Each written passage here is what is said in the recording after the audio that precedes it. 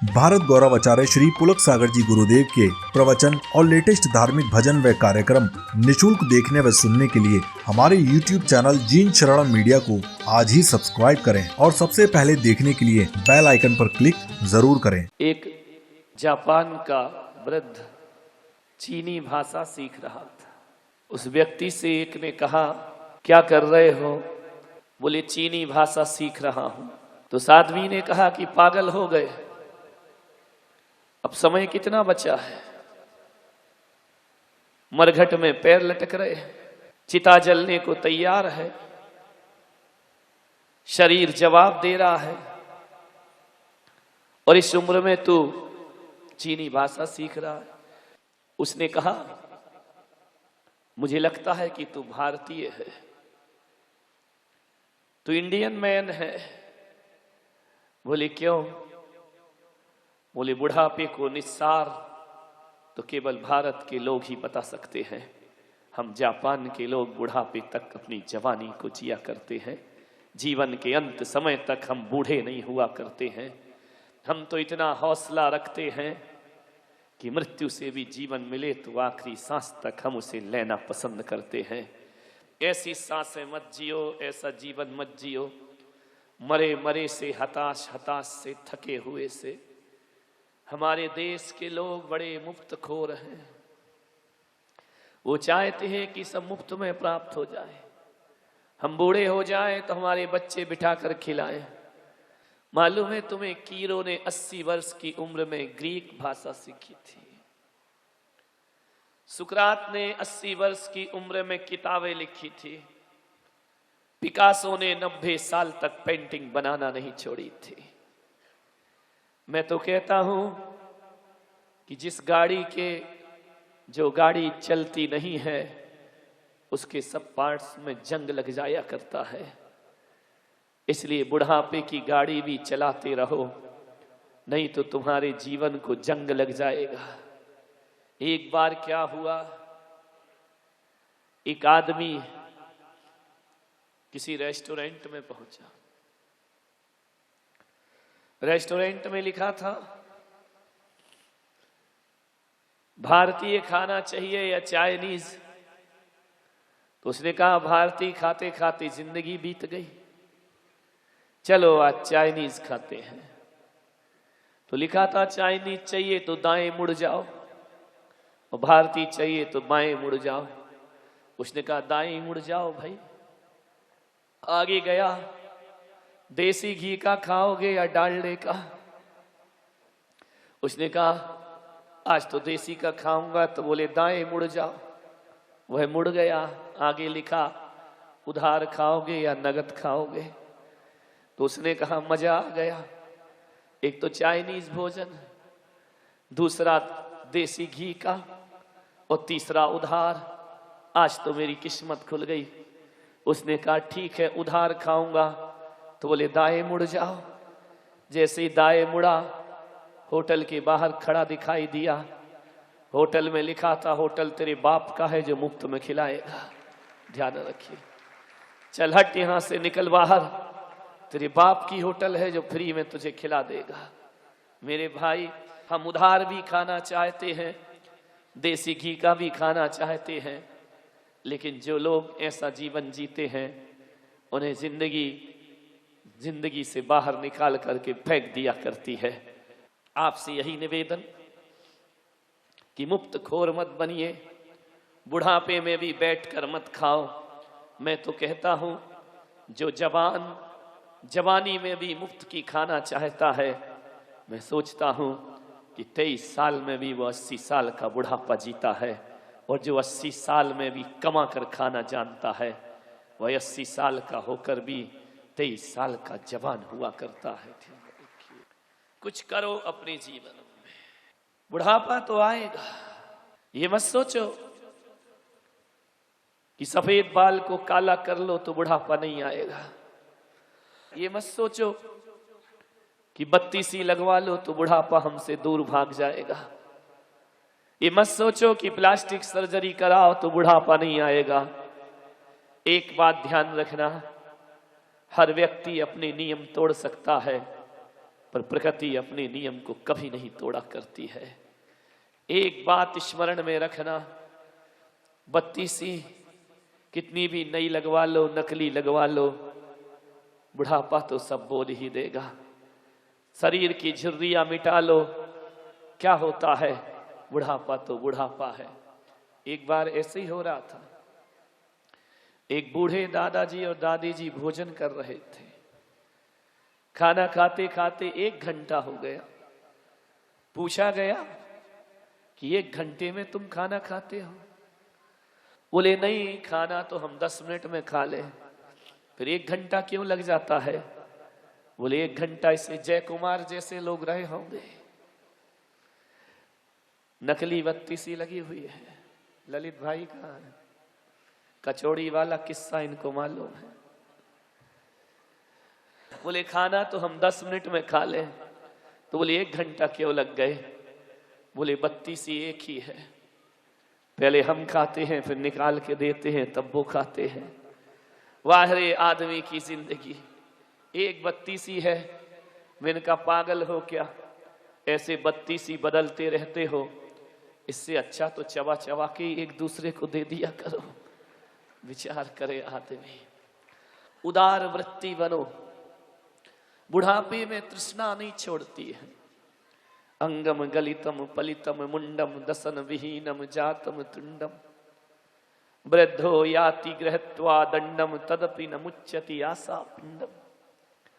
आद्य शंकराचार्य 80 साल की उम्र में भी व्याकरण के सूत्र लिखा करते हैं। अंगम गलितम पलितम मुंडम दसन विहीनम जातम तुंडम। अंग अंग गल गए, दशन विहीनम दांत गिर गए, पलितम मुंडम बाल सफेद हो गए, तदपि न मुच्यति आशा पिंडम। उसके बाद भी आशाएं हमारा पीछा नहीं छोड़ती हैं, तृष्णाएं हमारा पीछा नहीं छोड़ती हैं। ऐसा लगता है बुढ़ापे में अतीत को याद कर करके हम बड़े सुकून में जीते हैं। जीने की तृष्णा बढ़ती है, खाने को बहुत मन करता है। ज्यों ज्यों बत्ती सी टूटती है, त्यों त्यों खाने की तृष्णा बढ़ती चली जाती है। मालूम है ये दांत क्यों तोड़े गए थे? ये बाल सफेद क्यों किए गए थे? ये आंखों की रोशनी कम क्यों की गई थी? एक बात स्मरण में रखना कि जब भी बाल सफेद होते हैं ना, कान के पास से होते हैं। सभी देख लेना आईने में जाकर के, यहां से सफेदी बहुत कम आती है। अपवाद होंगे, कान के पास से सफेदी आती है। मालूम है ये कान के पास से सफेदी क्यों आती है? क्योंकि वो कान के पास बाल आकर कहते हैं कि तूने हमें बहुत साबुन लगाया, शैम्पू लगाया, बहुत सुगंधित तेल डाला, पागल अब हम सफेद हो चुके हैं, अपनी भी काली करतूत छोड़ और जिंदगी को सफेद बनाने का प्रयास कर ले। वह कान में आकर हमसे कहते हैं अपनी काली जिंदगी को सफेद बनाओ।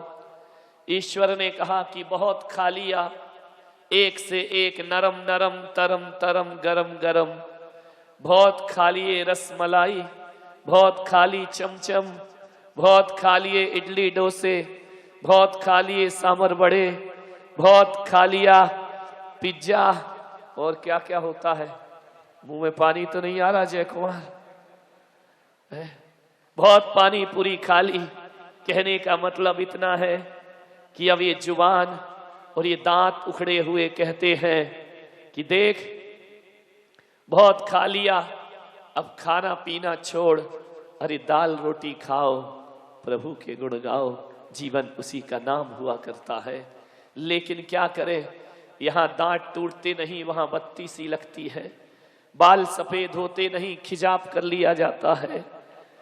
तृष्णा नहीं मिटती है, आशा तृष्णा ना मरी, मर मर गया शरीर। बुढ़ापे में कैसे रहें अपने घर में? ऐसे रहो जैसे पड़ोसी के घर में रहते हो। पड़ोसी के घर जाते हो, पड़ोसी कहता है आइए बैठिए, तभी तो आप बैठते हो ना। पड़ोसी कहेगा क्या लेंगे, ठंडा लेंगे या गरम लेंगे, तो क्या बोलते हो आप? बोलिए ठंडा। ललित ठंडा पिलाओ आज। ठंडा लेंगे या गरम? नहीं नहीं कुछ भी चलेगा, कुछ भी चलेगा। खाना आता है, खा रहे हो, नमक कम भी है तो खाओगे। पूछेगा क्यों, भोजन अच्छा? नहीं नहीं बहुत अच्छा है। नमक कम है? नहीं नहीं कोई खास बात नहीं है, नमकदानी है ना, थोड़ा नमक डाल लेंगे। कितने प्यार से।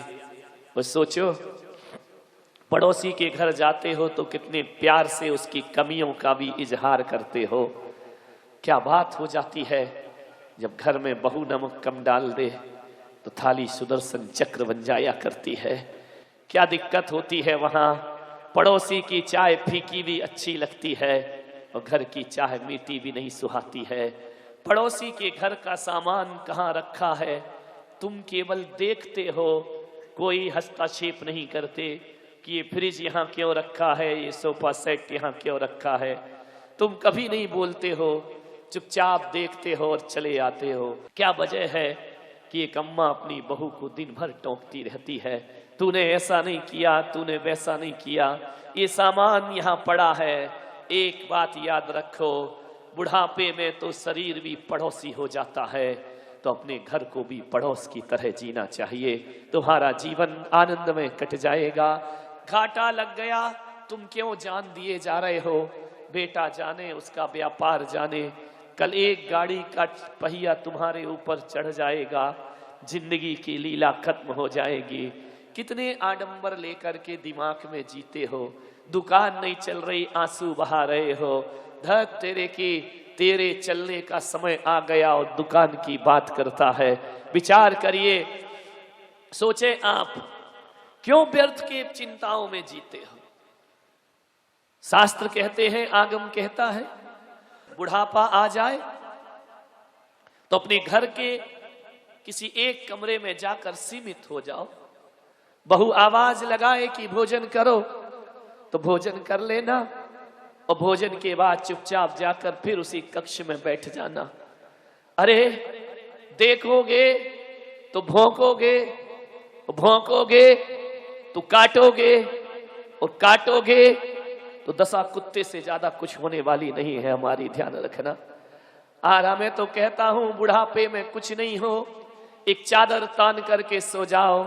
आराम बड़ी चीज है, मुंह ढांक कर सोइए, किस किस को देखिए और किस किस को रोइए।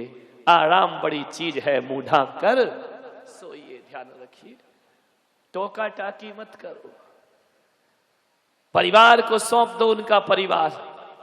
जितना तुमसे बन पड़ा उतना तुमने किया। अब क्या बुढ़ापे तक हाय हाय ही करते रहोगे? ऐसा तो नहीं कि मुल्ला नसरुद्दीन के मरने का समय आ गया। मुल्ला नसरुद्दीन मर रहा है, उसे डॉक्टर से कहा मेरे बड़े बेटे को बुलाओ। डॉक्टर ने कहा बड़ा बेटा यहीं खड़ा है। बोले छोटे वाले को बुलाओ। बोले वो भी यहीं खड़ा है। बोले मंझले वाले को बुलाओ। बोले वो भी यहीं खड़ा है। बोले पत्नी को बुलाओ। बोले स्वामी मैं यहीं खड़ी हूं। कहते हैं मुल्ला ने अपने मुंह से वेंटिलेटर हटा के फेंका, कहा कमबख्त, तो जब सब यहीं हो तो दुकान पर कौन खड़ा है? विचार करिए। अरे मेरे मरने की चिंता मत करो, दुकान की चिंता करो। दुकान पर कौन बैठा है? पड़ा पड़ा मर रहा और हाय हाय कर रहा। रोटी भी चबती नहीं, खिचड़ी भी पचती नहीं। विचार करिए, क्या जिंदगी है तुम्हारी। मुल्ला नसरुद्दीन के मरने का समय आया। मुल्ला से खट्टर काका ने पूछा, इतना बीमार है, कुछ इलाज करा ले। मुल्ला ने कहा क्या करूंगा इलाज करा के? बोले बेमौत मरेगा, नहीं कराएगा तो मुल्ला ने पूछा खट्टर काका जरा ये बताओ, इलाज कराऊंगा तो कितना खर्च आएगा? बोले मर रहा है और खर्चों की पड़ी है। बोले वही डॉक्टर की फीस लगेगी। कितनी लगेगी? बोले 200-250 रुपए फीस होगी, दवाओं का पैसा होगा, दूध पिलाया जाएगा, अस्पताल के किसी वार्ड में रखा जाएगा। अरे बोले टोटल बता कितना खर्च आएगा। बोले आज के युग में वही 4-5 हजार रुपए का खर्च आएगा। तो मुल्ला ने कहा यदि मर जाऊं तो कितना खर्च आएगा। बोले मर जाऊं तो कितना आएगा, 200-250 रुपए का एक कफन आएगा, थोड़ी बहुत लकड़ियां आएंगी। बोले टोटल बता। बोले 1000-1200 रुपए। तो मुल्ला ने कहा भाड़ में गया इलाज, मरना फायदे में है, जो सस्ते में निपट जाए वही काम कर लेना चाहिए। आशा तृष्णा ना मरी, मर मर गया शरीर। उदार वृत्ति रखिए, जितना हाय हाय करेंगे प्राण उतने मुश्किल से निकलेंगे। प्राणों को मत अटकाओ, नहीं तो आदमी मरते समय भी प्राण अटका लेता है। एक बूढ़ा मरा, मरने लगा, बोला महावीर को बुलाओ। लोगों ने कहा जिंदगी भर तो मंदिर नहीं गया, अब कह रहा है महावीर को बुलाओ। बोले सुधर गई इसकी गति विमल जी।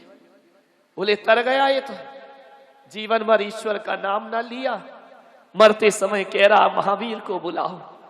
पत्नी ने कहा मेरा सौभाग्य तर गया, कम से कम महावीर महावीर तो कर रहा है। बोले महावीर को जल्दी बुलाओ, मेरे प्राण निकलने वाले हैं। लोगों ने कहा कि पागल हो गए तुम, ऐसे महावीर आते हैं क्या स्वर्ग से? उसने कहा किसने कहा स्वर्ग के महावीर बुलाओ? तो बोले कौन सा महावीर? बोले वही रामलाल जो 15 साल से नौकर है अपना महावीर, मैं कह रहा हूं उसे बुलाओ।